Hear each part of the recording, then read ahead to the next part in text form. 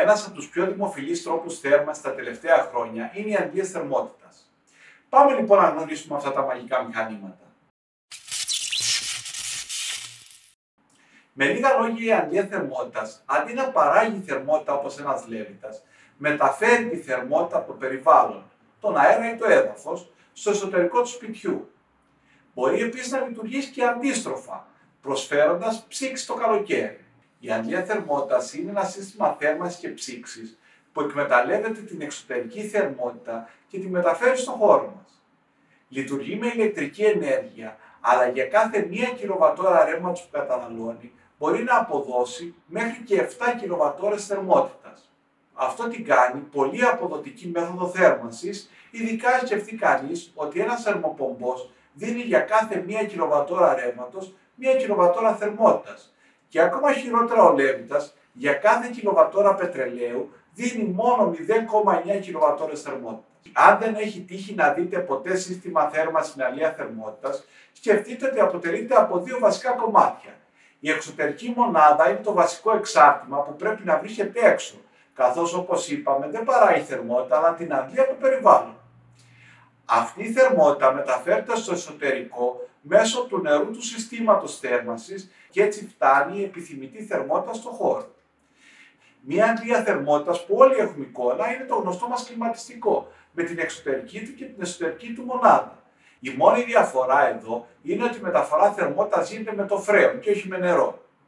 Υπάρχουν 2 βασικοί τύποι αντλίας θερμότητας. Ο πρώτος, η αντλία αέρα νερού, είναι η πιο συνηθισμένη. Αντλεί από τον εξωτερικό αέρα τη θερμότητα και τη μεταφέρει στο νερό και αυτό με τη σειρά του στα σώματα ή στην ενδοδαπέδια.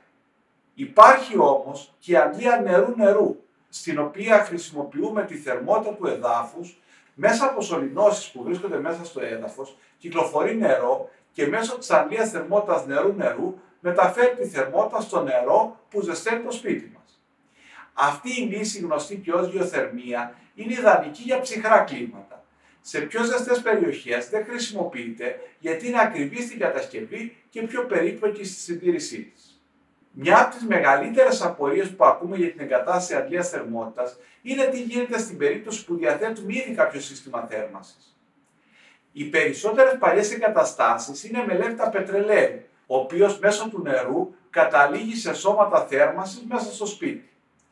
Τα σώματα είναι κατασκευασμένα να λειτουργούν σε θερμοκρασία νερού στους 70 βαθμούς. Οι αντλίες θερμότητας θέλουμε για να είναι αποδοτικές να στέλνουν νερό σε όσο δυνατόν χαμηλότερη θερμοκρασία. Ενώ υπάρχουν αντλίες με δυνατότητα να μας δίνουν νερό στους 70 βαθμούς, για υψηλή απόδοση επιλέγουμε αντλίες με νερό το πολύ στους 55. Αυτό έχει ως αποτέλεσμα να πρέπει να γίνει μια μελέτη για να δούμε αν τα σώματά μας είναι κατάλληλα για την αντλία. Η εμπειρία όμως δείχνει ότι επειδή συχνά τα σπίτια έχουν βελτιωθεί ενεργειακά με μονώσεις και κουφώματα σε σχέση με την αρχική τους κατασκευή, τα υπάρχοντα σώματα είναι επαρκή. Σε περίπτωση που δεν είναι επαρκή, κάνουμε κάποιες αναδιατάξεις σωμάτων και προσθήκη κάποιων μεγαλύτερων σωμάτων.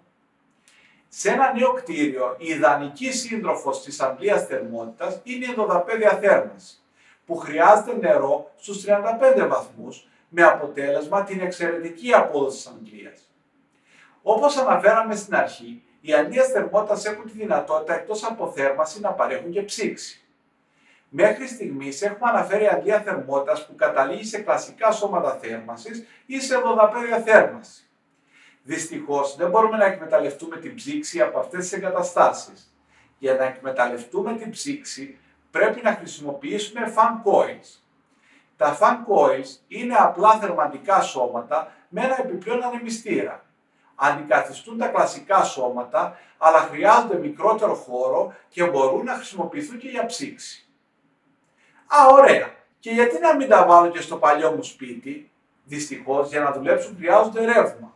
Για να δουλέψουν δε σε ψήξη χρειάζονται επιπλέον αποχέτευση, πράγμα που μπορούμε έστω με μερικά μερεμέτια να το φτιάξουμε. Χρειάζονται όμως και μονομένους σωλήνες. Πράγμα σχεδόν αδύνατο για μια υπάρχουσα εγκατάσταση. Δεν πρέπει να ξεχνάμε ότι πανευρωπαϊκά προβλέπεται η κατάρριση των λεβίτων πετρελαίου και φυσικού αερίου ως το 2040. Ταυτόχρονα υπάρχουν προγράμματα κάθε χρόνο που προωθούν ενέργειες αντικατάστασης λεβίτων με αντλίες θερμότητας με πολύ μεγάλες επιδοτήσεις, ώστε να επιταχυθεί η στροφή προς τις αντλίες θερμότητας. Αρκετοί καταναλωτές έχουν θέμα εμπιστοσύνης απέναντι στις αντλίες, καθώς οι ηλεκτρονικές συσκευές έχουν μεγαλύτερες πιθανότητες να παρουσιάζουν κάποια βλάβη.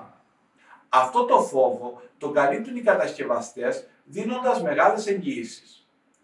Επίσης, είναι ένα μηχάνημα που η συντήρησή του είναι πολύ απλή, χωρίς κάποιο ιδιαίτερο κόστος. Εκτός όμως όλων των παραπάνω, στρεφόμαστε προς τις αντλίες θερμότητας, γιατί προσπαθούμε να μεταφέρουμε όλες μας τις ενεργειακές καταναλώσεις στον ηλεκτρισμό. Ο ηλεκτρισμός είναι η μορφή ενέργειας που μπορεί να παραχθεί 100% από ανανεώσιμες πηγές. Αν αυτό το συνδυασμό το κάνουμε σπίτι μας και συνδυάσουμε αντλία με φωτοβολταϊκά, μπορούμε να πετύχουμε σχεδόν μηδενικό κόστος θέρμανσης και ψήξης, ενώ ταυτόχρονα να μηδενίσουμε το ενεργειακό μας αποτύπωμα. Συμπερασματικά, η τεχνολογία σήμερα μας έχει δώσει συνδυασμό αντλίας θερμότητας φωτοβολταϊκών που είναι η απόλυτη λύση για σχεδόν δωρεάν και καθαρή θέρμανση και ψήξη. Αλλά και μόνες τους οι αντλίες θερμότητας είναι το παρόν και το μέλλον της θέρμανσης. Με υψηλή απόδοση, χαμηλό κόστος λειτουργίας και φιλικότητα προς το περιβάλλον. Αποτελούν την ιδανική επιλογή για ένα σύγχρονο ενεργειακά αποδοτικό σπίτι.